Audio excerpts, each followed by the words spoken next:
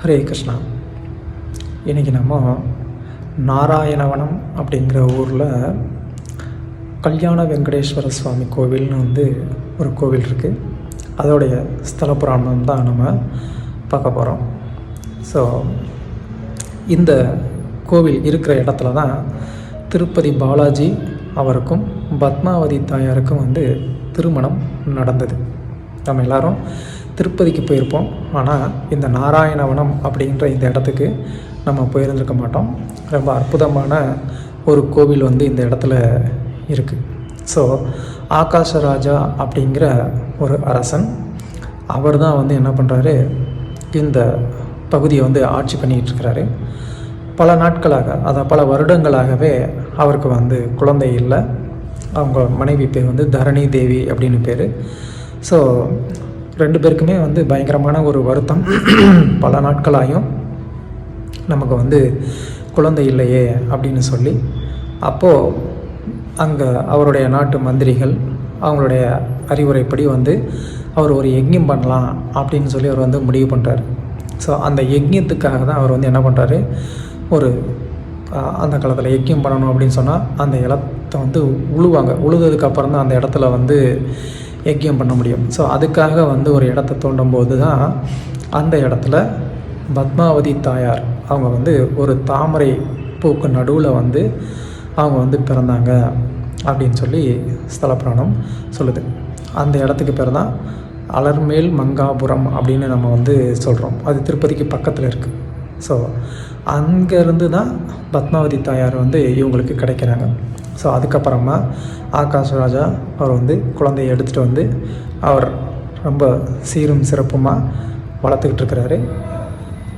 அப்போது திருப்பதி பாலாஜி அவர் அங்கே மேலே மலை மேலே வராகசுவாமி கோயில் பக்கத்தில் அவர் ஒரு ஆசிரமம் அமைச்சு அங்கே இருக்கிறாரு. பகுலாதேவி அவங்க அவருக்கு கைங்கரியம் பண்ணிட்டு கூட இருக்கிறாங்க. அப்போது ஒரு நாள் அந்த பகுதியில் ஒரு காட்டு யானையை பயங்கரமாக தொந்தரவு பண்ணுது. அப்போ அந்த காட்டு யானையை விரட்டிட்டு பெருமாள் வர்றாரு. அவர் அதை விரட்டிகிட்டே என்ன பண்ணுறாரு, இந்த நாராயணவனம் வரைக்கும் வந்துடுறாரு. ஆல்மோஸ்ட் இன்றைக்கி இருக்கக்கூடிய கணக்குப்படி அது ஒரு 40 கிலோமீட்டர் தள்ளி இருக்குது. ஸோ பெருமாள் குதிரை மேலே அந்த யானையை விரட்டிகிட்டே வர்றாரு. அப்போது அவர் இந்த அரசனுடைய அந்தப்புறம் அங்கே இருக்கிற இடத்துக்கு அந்த யானை வந்துடுறதுனால அங்கேயும் அவர் வந்துடுறாரு. ஸோ அங்கே இந்த ஆகாசராஜாவுடைய பெண் குழந்தையான இந்த பத்மாவதி அங்கே மலர்கள் பறிச்சுக்கிட்டு அங்கே தன்னுடைய ஃப்ரெண்ட்ஸுங்களோட விளையாண்டுக்கிட்டு இருக்கிறாங்க. அப்போது பெருமாளுக்கு பத்மாவதியை பார்த்த உடனே அவருக்கு ரொம்ப பிடிச்சி போயிடுது. அவர் என்ன பண்ணுறாரு, பத்மாவதி கிட்டே போய் ரொம்ப கிண்டலாக பல கேள்விகள் கேட்குறாரு. நீ யார், எவ்வளோ அழகாக இருக்கியே, எங்கே இருக்கிற, உங்கள் அப்பா அம்மா யார் சொல்லு, நான் உன்னை கல்யாணம் பண்ணிக்கிறேன் அப்படின்லாம் சொல்லி நிறைய அவர் பேசுகிறாரு. அது பத்மாவதி தாயாருக்கு பிடிச்சிருந்தா கூட அவரையும் பார்த்த உடனே இவருக்கு பிடிச்சிருச்சு. ஆனாலும் பத்மாவதி தாயார் கோபமாக அங்கேருந்து கிளம்பிடுறாங்க. இவர் வேறு வழி இல்லாமல் அங்கேருந்து கிளம்பி வந்துடுறாரு. வீட்டுக்கு வந்ததுக்கப்புறமா ஒரு மாதிரி சோகமாகவே இருக்கிறாரு. அதை பார்த்து பகுலாதேவிக்கு ஏன் இந்த மாதிரி சோகமாக இருக்கான் பையன் அப்படின்னு சொல்லி அவங்க கேட்குறாங்க. அதுக்கு அவர் சொல்கிறாரு, இல்லை நான் இந்த மாதிரி ஆகாசராஜாவுடைய பொண்ணை பார்த்தேன், அவளை எனக்கு ரொம்ப பிடிச்சிருக்கு, அவளை தான் நான் திருமணம் செய்து கொள்ளணும் அப்படின்னு சொல்லி அவர் விரும்புகிறாரு. அதுக்கு பகுலாதேவி சொல்கிறாங்க, நம்ம இங்கே ஏதோ காட்டில் இருக்கோம்ப்பா, அவங்க ராஜா வீட்டு பொண்ணு, அவங்க நமக்கு பொண்ணு கொடுப்பாங்களா அப்படின்னு சொல்லி அதுக்கு அவர் சொல்கிறாரு, கண்டிப்பாக கொடுப்பாங்க, நீங்கள் போங்க அப்படின்னு சொல்லி சொல்கிறாரு. அவங்களும் அதே மாதிரி ஆகாசராஜா கிட்ட பொண்ணு கேட்குறாங்க. அவங்க பலவிதமான கேள்வி கேட்குறாங்க. உன்னுடைய பையன் நீங்கள் எந்த ஒரு குலம், கோத்திரம், இதெல்லாம் கேட்குறாங்க. அவங்களுக்கும் தெரியாது. ஸோ என்ன சொல்கிறதுனே தெரியல. ஸோ அப்போ தான் ஒரு ஆகாசவாணி கேட்குது, இந்த மாதிரி உனக்கிட்ட பொண்ணு கேட்குறது சாதாரணமான ஆள் இல்லை, அவர் சாக்ஷாத் நாராயணனே, அதனால் என்ன பண்ணுவோம், பொண்ணு அவருக்கு கொடு அப்படின்னு சொல்லி சொன்ன உடனே அவர் அதுக்கப்புறமா பொண்ணை கொடுக்குறதுக்கு சம்மதிக்கிறாரு. அதுக்கப்புறம் பகவான் இந்த கல்யாணத்துக்காக குபேரன்கிட்ட 14 கோடி பொற்காசுகள் கடன் வாங்குறார் கல்யாணம் பண்ணுறதுக்காக. அவர்கிட்டே காசு இல்லை. ஸோ அவர் வந்து அந்த மாதிரி கடன் வாங்கி என்ன பண்ணுறாரு, சுமார் 290 கிலோமீட்டர் இன்றைக்கி இருக்கிற கணக்குப்படி என்ன பண்ணியிருக்கிறாங்க, அந்த நாராயணவனம் அப்படிங்கிற அந்த ஒரு இடத்துல வந்து கல்யாண பந்தல், அந்த ராஜ்யம் முழுவதுமே வந்து கல்யாண பந்தல் போட்டு அந்த மாதிரி பிரம்மாண்டமான ஒரு திருமணம் வந்து நடக்குது. 33 கோடி தேவர்களும் வர்றாங்க இந்த கல்யாணத்தை பார்க்குறதுக்காக. பிரம்மா, சிவன் எல்லாருமே வந்து இந்த கல்யாணத்தில் வந்து கலந்துக்கிறாங்க. ஸோ அந்த இடம் தான் நாராயணவனம் அப்படிங்கிற இடத்துல தான் வந்து பெருமாளுக்கும் தாயாருக்கும் திருமணம் ஆனது.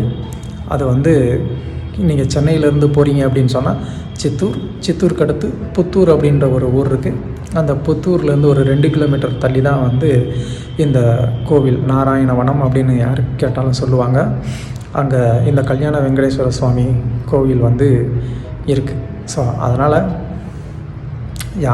யார் வந்து திருப்பமலைக்கு போகிறீங்களோ கண்டிப்பாக எல்லோரும் வந்துட்டு இந்த கல்யாண வெங்கடேஸ்வர சுவாமி கோவிலுக்கும் வந்துட்டு கண்டிப்பாக போயிட்டு வரணும் அப்படின்னு சொல்லி நான் வந்து கேட்டுக்கிறேன். ரொம்ப முக்கியமாக என்ன அப்படின்னு சொன்னால், இந்த பத்மாவதி தாயார் யார் அப்படின்னு கேட்டால் அவங்க தான் வந்து வேதவதி அப்படிங்கிறவங்க. ராவணனை சபித்திருப்பாங்க. ராவணன் வந்து பல பெண்களை வந்து தொந்தரவு பண்ணுவான். அதில் ஒரு பெண் தான் வந்து வேதவதி. அவங்க திருமணம் ஆகாமல் தனியாக அப்பாவும் இல்லாமல் அவங்க வந்துட்டு தபஸ் பண்ணிக்கிட்டு இருப்பாங்க. அப்போ ராவணன் அவங்கக்கிட்ட தப்பாக நடக்க முயற்சி பண்ணும்போது அவங்க வந்து என்ன பண்ணுவாங்க, சூசைட் பண்ணிப்பாங்க. ஆனால் சூசைட் பண்ணிக்கிறதுக்கு முன்னாடி அவங்க வந்து சொல்லியிருப்பாங்க, நான் தான் உன்னுடைய மரணத்துக்கு வந்து காரணமாக நான் இருப்பேன் அப்படின்னு சொல்லி. ஸோ அந்த பெண் அவங்க வந்து என்ன பண்ணுறாங்க, அவங்க ஒரு தீயில வந்து இறங்கி அவங்க சூசைட் பண்ணிப்பாங்க. ஸோ அந்த பெண் தான் ராமாயணத்தில் சீதா வந்து மான் வேணும்னு கேட்கும்போது, தங்கமான் வேணும்னு கேட்கும்போது பகவான் ராமச்சந்திரர் அந்த தங்கமானை தேடி போகும்போது சீதா மகாலட்சுமி அவங்க வந்து என்ன பண்ணுறாங்க, அவங்க வந்து நெருப்புக்குள்ளே போயிடுறாங்க. இந்த வேதவதிங்கிற பெண் அவங்க வந்து நெருப்புக்குள்ளே போனாங்க இல்லையா, அவங்க தான் வந்து என்ன பண்ணுறாங்க, சீதாவை நெருப்புலேருந்து வெளியில் வந்தாங்க. ஸோ ராவணன் வந்து தூக்கிட்டு போனது வந்து ஒரிஜினல் சீதா கிடையாது, லக்ஷ்மி கிடையாது. அவங்க வந்து அந்த வேதவதிங்கிறவங்கள தான் ராவணன் வந்து தூக்கிட்டு போனான். அவங்க தான் வந்து 14 வருடங்கள் வந்து என்னன்னாங்க, அங்கே அசோகவனத்தில் வந்து ராமச்சந்திரரை வந்து பிரிந்து துயரத்தில் இருந்தது அவங்க தான்.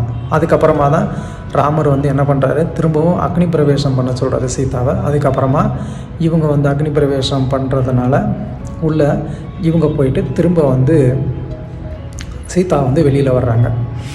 ஸோ அந்த பெண் தான் இப்போது இங்கே இந்த ஆகாசராஜாவுக்கு பெண்ணாக பிறந்திருக்கிறாங்க.